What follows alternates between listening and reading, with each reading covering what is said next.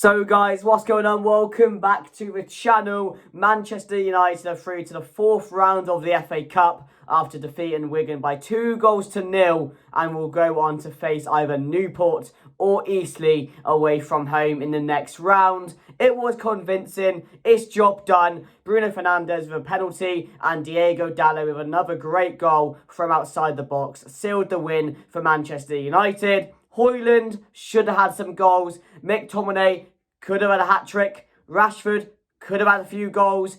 I mean, we had about 30 to 40 shots in that game. And it's been our problem all season. Our attackers just cannot seem to be able to finish their dinner this season. Even with some of the easiest chances they're getting, they cannot seem to finish their dinner. It was a frustrating night, but at the end of the day, it was inevitable. We were going to win this game. Wigan didn't offer too much. It was all Manchester United. For once, I could sit down and watch us dominate a game. So that was refreshing to see. I like this type of games, at the moment, because we actually get to see our team dominate someone. So it was good to see, but yeah, I just wish that Højlund could have scored a few. Garnacho went close. I wasn't happy with Rashford tonight. Again, too many silly little spins, silly shots from outside the area. Again, just wasting chances, not looking at other options. And again, just being a bit too greedy overall. That was frustrating, but didn't play a bad game. Garnacho looked brilliant. Kobe Mainu as well. Again, that man is a superstar. He is so good to watch. And he fills me, as a fan, with so much confidence. There was one moment, Wigan were away. I think it was a 1v1. He had him and his keeper, and Kobe Mainu got back, recovered the ball, made the block, and went out for a corner. Like, he fills me with so much confidence in this team. It's so refreshing to see. And I just love him so much at the moment, the way he's playing and how he's adapting to this team. He's come in and he's just looked like a breath of fresh air. And it's absolutely brilliant to see. But as I mentioned, into the next round, Newport or Eastleigh coming up. So again, should be another free path to the next round. And hopefully we can make it to Wembley, because the FA Cup and the Premier League is all Manchester United has to play for now. So hopefully we can have a good run in the Cup. That will be good to see. But we did go very strong tonight, and considering that we didn't have a game, or we don't have a game up until Sunday now, I expected it. I wanted a few more fringe players. Maybe Medbury starts. I didn't think McTominay deserved to start the game at all today. Didn't understand that. And Nana, why did he start the game? What's the point of bringing in Bayindir, whatever his name is, as a second keeper if he's not going to get minutes, especially against Wigan in League One in the FA Cup? Like, that's the only time you're going to get a chance to play your second keeper. Now, other than if a Nana gets injured or he gets an illness or something like that, then maybe Bayindir will get a chance. But these games are built for your second choice keeper. So I don't understand it. I really don't understand it. It's baffling to me. It is mind-blowing. I know Onana's going to AFCON and maybe he needs minutes to prepare for that. But these games are built for Bayindir. They're built for your second choice keeper. So if I was him, I'd be pissed off. That's just how I would be.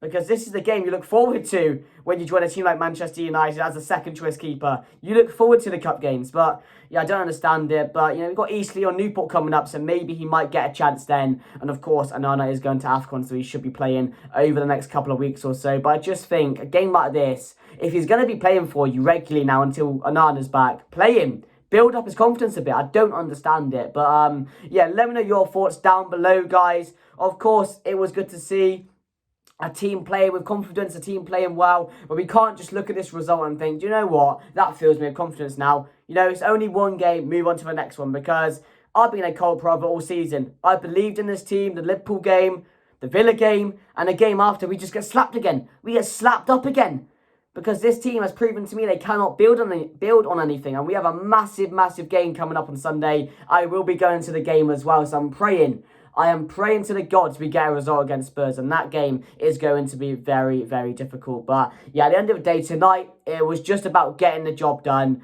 The fact I even thought that Wigan could stand a little chance in the preview is just shows where we are at the moment as fans and how confident we are in this team. But really, if you look deep into it, there was no chance Wigan were ever going to win the game, especially when I saw that team. But let's get into the team. So it was Onana, Dallo, Varane, Johnny Evans and Wan-Bissaka. Mainu, McTominay, Bruno, Garnacho, Rashford and Højlund. So a very, very strong team. The strongest team you probably could have put out. Anthony apparently was ill again and he's having more problems with that. And that's frustrating because you're trying to get these players back. You're trying to get players back from injury on a consistent level to play some games. But Anthony's gone injured again, so hopefully he gets well soon and he is back sooner than ever. Online, people saying, oh, Vamos, Sue, that Anthony is out and he's injured. Like, come on, I don't get that, man.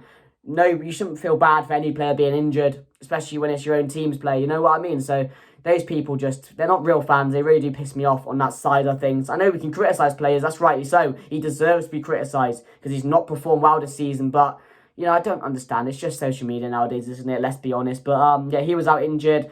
And as I mentioned, the first half, all Manchester United, we had about 40 shots in the game. Diego Dalot opened the scoring after Højlund missed an open goal, after McTominay could have had a hat-trick.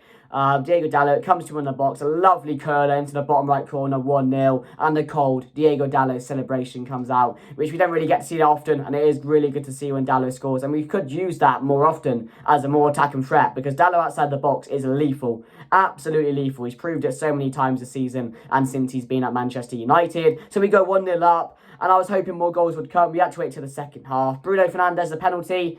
Did he dive? Did he not? I don't care, really, at the end of the day. We've seen worse this season from VAR. I know there's no VAR, and that may have been ruled a dive. I'm not too sure. It was a bit petty from Bruno Fernandes, I'm not going to lie, especially against Wigan when he could have stayed on his feet. But yeah, gets a penalty, slots a penalty, 2-0 to Manchester United, and that's game.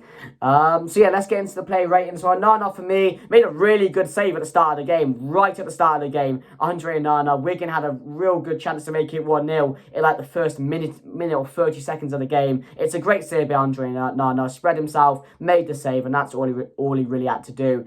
A few easy saves from long range for him, but that's about it. So a solid 6.5. Dalot for the goal, I'm gonna give him a solid 7 and my man in the match. I don't think no one played better than him. Mainu was up there, but just for that goal and the occasion, I'll give him man in the match tonight. So Diego Dalot for me gets a 7. Johnny Evans 6. Varane 6 as well. Again, didn't have much to do. Same with Wan-Bissaka 6. Didn't have much to do. They were never going to have much to do tonight. So you can't really give them or analyse their game much. But they did well. Defended brightly at times. So yeah, I'll give them both a 6. 6.5 for both of them. Mainu, I'm going to give a 7 as well. Again, we talked about Mainu. Absolutely brilliant. There's a moment towards the end which just shows his composure. He has a man on him. He flicks over his head. He dribbles past one. He makes a pass to Palestri and we create a chance. Like, everything he does is just perfect. He doesn't make mistakes. He's very confident on the ball. He's so refreshing to watch. It's so good to have someone like him in the team who's only going to get better as well. So Mainu for me gets a solid 7. McTominay, I mean, could add a hat-trick as I mentioned. Frustrating night for him. So we give him a 6.5. Bruno had a decent game. 6.5 as well. Again, the penalty, good penalty. Do expect him to score it. Other than that, I thought, going forward was a bright spark as well.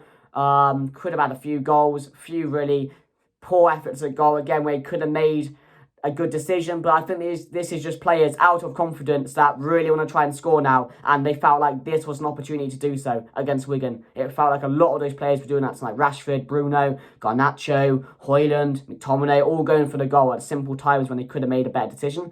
But yeah, Bruno 6.5, Rashford 4, 6. Again, better, looked more confident, but again, still making those silly decisions in front of goal, and it's frustrating to watch. So, 6. Garnacho, 7. Again, thought he was good tonight. Rattled the bar at one point. Could have had a few more goals. Again, was getting greedy towards the end, but yeah, as I mentioned, everyone wanted a goal. Højlund, I think there's just a curse. I think there's just a curse with Højlund, really, at the moment. He scores one against Villa, misses an open goal tonight, misses chances he should be scoring.